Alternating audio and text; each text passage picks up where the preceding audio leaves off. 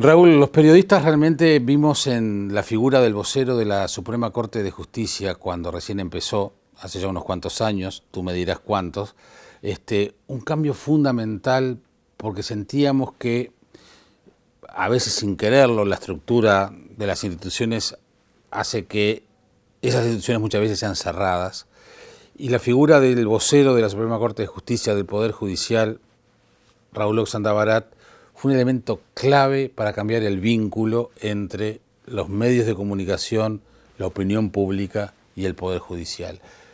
¿Cuántos años hace de esto y sos consciente de ese cambio? Sí, coincido con ese análisis primario. Esto ocurrió alrededor del año 2003. Exacto. O sea que ya prácticamente 20 años. Los ministros de la Suprema Corte de Justicia de aquel entonces habían percibido esto que tú mencionabas, la importancia que estaba teniendo la actividad judicial en la agenda pública, especialmente en el interés de los medios por conocer cómo funcionaba el sistema de justicia y cuáles eran los fundamentos y razones por las cuales se tomaban determinadas decisiones que terminaban impactando en la vida social. Esto hizo que los ministros de entonces, yo quiero mencionar especialmente al doctor Gutiérrez, que ya no está más con nosotros, y al doctor Van Rompuy, que todavía sigue trabajando en materia docente y asesoría, que de alguna forma fueron las personas que entendieron la necesidad de darle una solución práctica a ese problema y a ese requerimiento legítimo que tenían los medios de comunicación, pero especialmente la ciudadanía, de conocer el sistema. Así que allá por el año 2003 comenzaron a prepararme para hacer eso.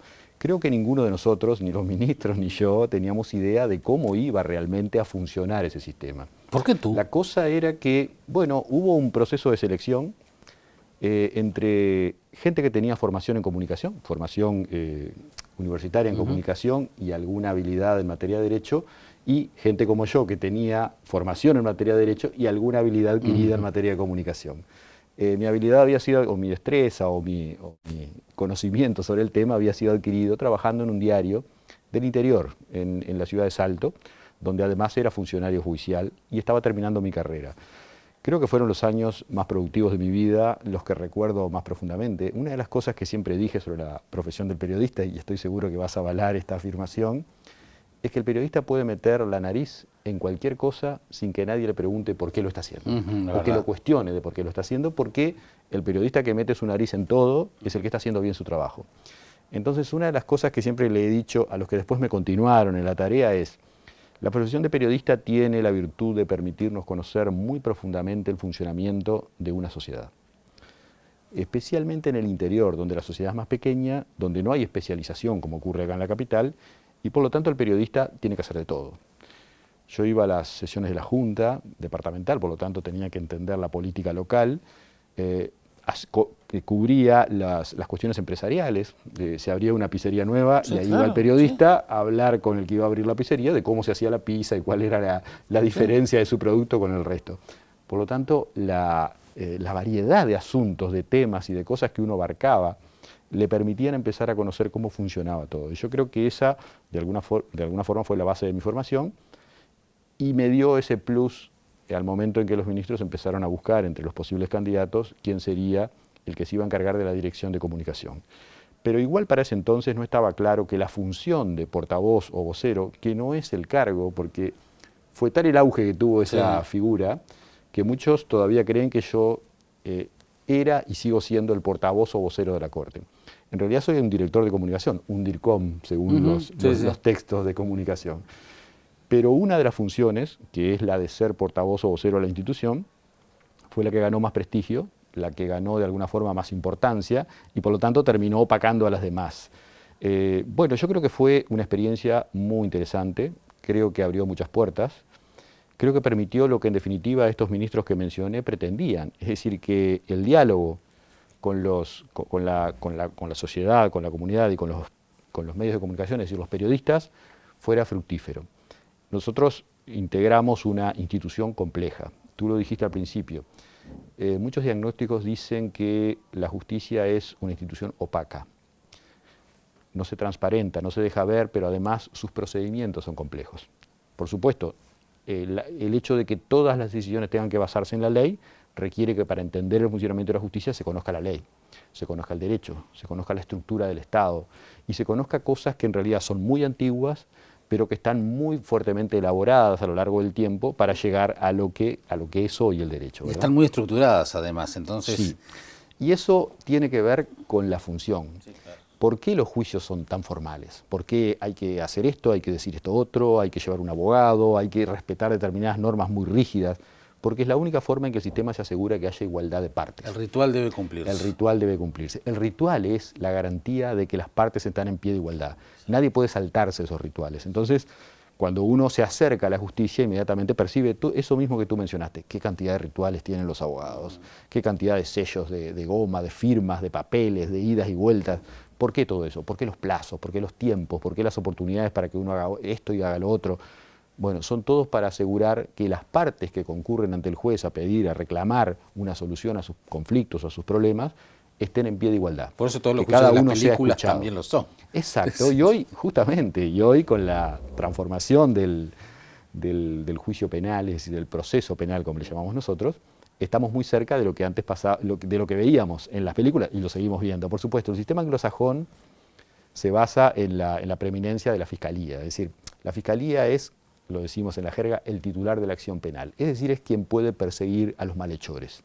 Y es además quien tiene la carga de acusar al responsable del delito frente al juez y a pedir una determinada pena o sanción para esa persona, pero tiene que demostrarlo. Además hay un componente, que ustedes lo han visto funcionar en estos últimos años, del año 2017 hasta ahora, que es la posibilidad de acordar con la Fiscalía y no llegar a juicio. Bueno, eso ha sido prácticamente el modo mayoritario en que han terminado los juicios penales desde el año 2007 hasta hoy. Está debatido y discutido. Hay quienes dicen que eso es excesivo, que debería haber más juicios y no tantos acuerdos con la Fiscalía, y hay quienes dicen que bueno el sistema porque en realidad agilita los procedimientos. Bien, es un debate a nivel académico y jurídico en el cual no nos vamos a meter, pero lo cierto es que a partir de esa transformación el fiscal adquiere, o los fiscales adquieren protagonismo y preponderancia en el juicio penal. Y tú lo sabes bien también, el juicio penal es la vidriera de lo que hace la justicia, es lo que más se ve, es lo que toman los medios de comunicación y transfieren a la ciudadanía y es aquello en lo que la ciudadanía se interesa. Por lo tanto, al adquirir los fiscales ese papel preponderante, aquella vieja actividad que hacían los jueces, llamados jueces de instrucción, que iniciaban la investigación y ellos eran los que instruían, se terminó y por lo tanto los jueces tuvieron aquí una recesión en lo que tiene que ver con su proyección pública y los fiscales ganaron ese lugar y bueno, están tratando de acomodarse a la situación. Ustedes lo saben, ha habido muchos deslices en ese propósito. Los fiscales, por supuesto, actúan en forma autónoma porque efectivamente el sistema se los permite, cada fiscal tiene su independencia para actuar y demás, y han tenido alguna dificultad en esto de cómo enfrentar lo de proyectar imagen pública como institución, ¿no? Ahí está el tema, como institución, porque Exacto. tampoco tú sos la Suprema Corte de Justicia, tú no sos el Poder Judicial, tú sos un director de comunicación, Correcto. llamémosle un vocero. Y es parte además de lo que hoy como docente de Norte estás dando, ese vínculo con los medios de comunicación. Correcto. Yo hago un paralelismo entre el Poder Judicial y tu papel con el rol de la ciencia. Después de la pandemia todos entendimos y conocimos mucho más de la ciencia, pero el mundo científico también era un mundo cerrado. Y los científicos no estaban en los medios de comunicación porque nos criticaban a los periodistas que éramos todólogos y muy livianos a la hora de analizar un trabajo muy serio y muy profundo y de muchos años y paciente como es el de los científicos. Perfectamente podría decir lo mismo del Poder Judicial, que muchas veces podían enojarse porque hay determinados códigos de los medios de comunicación que ustedes, los hombres de derecho, no tienen por qué saberlo, y viceversa, nosotros los periodistas. Por eso la figura tuya es clave, central, la figura del vocero, que tiene que entender los códigos de las dos partes del mostrador. Correcto. Creo que ese es el kit del trabajo. Exacto. Es decir, entender el portavoz o vocero, el director de comunicación que tiene esa función, tiene que ejercer una doble tarea y es, por un lado, es de alguna forma el representante y facilitador de la llegada de los medios a ese mundo que es el ámbito jurídico y tiene que hacer ese trabajo. Si yo tengo que ser un facilitador del acceso de los periodistas a la información que requieran, a las explicaciones que pidan, etcétera, y del otro lado tengo también una tarea formativa en relación a los Exacto, propios magistrados exacto. para que entiendan la importancia de la labor de los medios. Correcto, manejamos códigos distintos. El primero y más fácil de entender, los jueces fallan solamente cuando hay certeza sobre lo que tienen que, sobre el asunto o la cosa sobre la que tienen que actuar. Si no hay certeza, el juez descarta toda posibilidad de un fallo. O sea, pongamos el caso penal, que es el más sencillo. Solo en caso de estar seguro que la persona que tiene ante sí es el responsable del delito, seguro, 100%, ese es el grado de certeza que requiere, más allá de toda duda razonable, como le gusta decir a los americanos, solo ahí el juez condena. En el resto de los casos, libera. Ahora, para los medios de comunicación y la ciudadanía en general, eso no es así. Porque los tiempos... Porque los tiempos son más cortos, pero más importante, yo no necesito ese grado de certeza. Claro. Si yo tengo 2 o 3 fuentes que me dicen algo, Sí, que Juan confirmo mató a una Pedro. segunda o tercera fuente, es suficiente para dar a conocer la noticia, para redactar un artículo, etc. Si todo el mundo dice y señala que Juan mató a Pedro, pero el juez no encuentra el arma con que lo mató, por ejemplo. Bueno, podría ocurrir eso, es decir, está Digo, bien. simplificándolo. Simplificándolo, perfecto. Podría ocurrir que puede haber, y ojo, hay algunos jueces que se han enfrentado a las personas en los juicios y están seguros íntimamente de que esa persona es responsable del hecho. Pero aún así hay reglas. Tú decías al principio, las reglas son muy rígidas. Hay que demostrar objetivamente, más allá de toda duda, que efectivamente ese es el responsable. Y solo ahí el poder del Estado, que es el poder que castiga, puede actuar. Entonces el juez está sujeto a esas reglas. Esas reglas vienen de la Constitución y la ley, no se las puede saltar. Por lo tanto, la actuación de la justicia es distinta. Lleva más tiempo, tiene que dar más plazos a cada uno, etc. Entonces, lo que la justicia desarrolla en determinado periodo de tiempo, la prensa lo puede acortar muchísimo. Y se produce eso que nos preocupa muchas veces a los juristas, a la gente que estamos en materia de derecho, que es el juicio paralelo, que ocurre todos los días. La opinión pública toma una posición, la prensa alimenta esa posición con determinados indicios que va recogiendo, pero en realidad el juicio todavía ni siquiera arrancó. Claro. El juicio donde efectivamente el poder del Estado para sancionar se va a poner en marcha. Y eso tarda, demora. Bueno, eso es lo que tiene que entender, ambas partes. Exacto, ambas partes. Que estamos hablando de cosas distintas y por lo tanto tenemos que respetar el trabajo de cada uno y tratar de encontrar un punto medio en que ambos podamos salir beneficiados en esa situación. Y desde el 2003 a la fecha han cambiado muchísimo las formas de comunicación, las redes sociales, las presiones, una cantidad de cosas que hacen que también los tiempos, los vínculos entre todas las partes de las que estamos hablando cambien. ¿Cómo evalúas este momento e inclusive qué le transmitís a los alumnos? Bien, a ver, yo a los alumnos les digo siempre que las redes sociales lo único que hacen es replicar algo que existía antes. Lo hacen más rápido y con más eficiencia, pero replican algo que existía antes. La presión, y tú mencionabas un aspecto que creo que es de gran importancia. La presión que tienen los gobernantes o los funcionarios públicos de determinada jerarquía encargados de decidir determinadas cosas a través de la opinión pública y de los medios de comunicación es connatural a la tarea.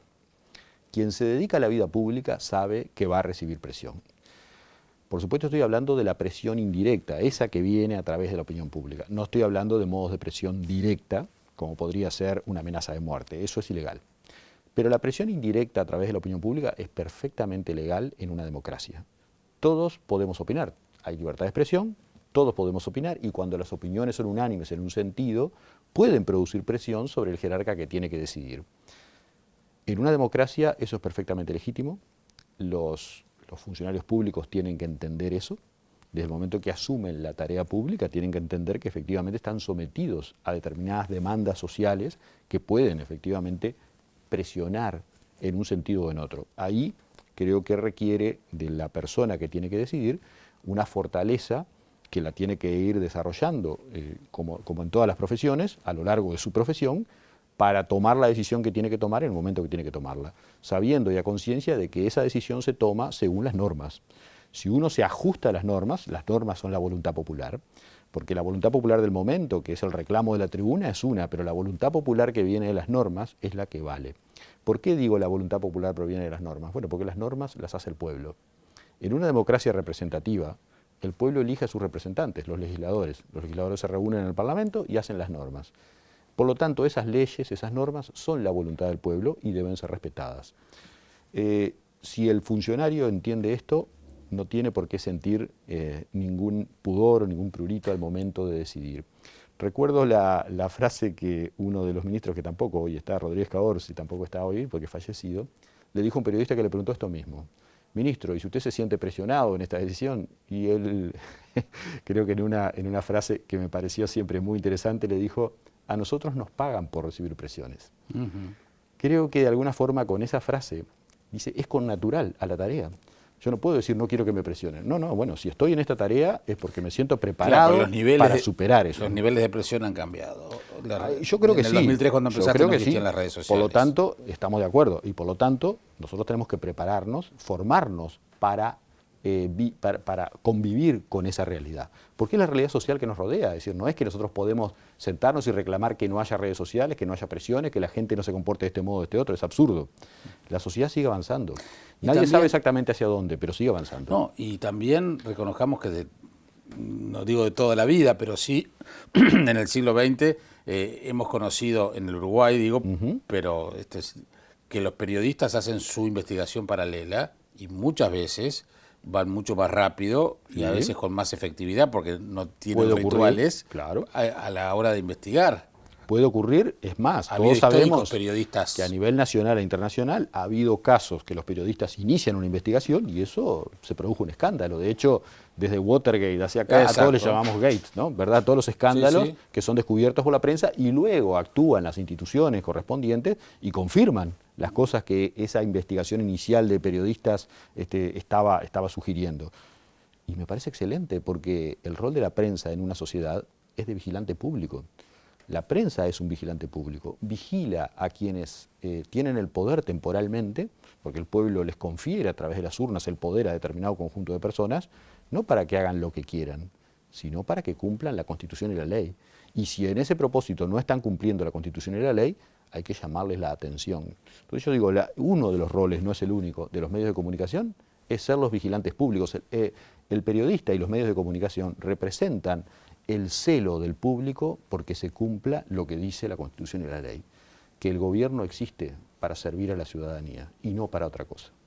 Me parece importante que lo digas de esta manera porque muchas veces, quizás desde las instituciones, cuando no se entendían estas cosas, se veía a los medios de comunicación en general como un problema. No hablo de enemigos, hablo como un problema. Sí. Y creo que todavía persiste esa circunstancia. Todavía hay mucha gente, no solo en el Poder Judicial, en las organizaciones y en las instituciones públicas, que percibe la existencia de los medios de comunicación como un problema. Bueno, creo que aquí tenemos que hacer una labor didáctica. Los medios de comunicación tienen que ser lo que son. Recuerdo haber leído en alguna lectura, y probablemente tú me puedas ayudar en esto, que los medios de comunicación son como el perro guardián que tengo suelto en el fondo. No lo puedo tener atado. No lo puedo tener adentro de la casilla, lo tengo que tener suelto, si no, no puede hacer su tarea de perro guardián. Y un buen perro guardián tiene buenos dientes, y la prensa tiene que tenerlos. Entonces, muchas veces las discusiones, los debates, pueden ser, como le gusta decir a los juristas, pueden ser vigorosos, para no decir que son vigorosos esos debates. Y en ese debate vigoroso, a veces, se puede ofender a alguna figura pública. Eso ocurre. Entonces, ahí tenemos que medir. El que voluntariamente se somete a la actividad pública, como dicen los americanos, que también tienen muy estudiado esto, tiene que tener la piel dura, la piel gruesa. Ellos dicen la piel gruesa. El que se somete voluntariamente, el que elige el camino del servicio público y decide ser ministro, estadista, legislador, presidente, etcétera, tiene que desarrollar, dicen los americanos, una piel gruesa, porque sabe que el debate va a ser vigoroso y que alguna mordida va a ligar. Entonces, en esa idea, ¿por qué permitimos eso?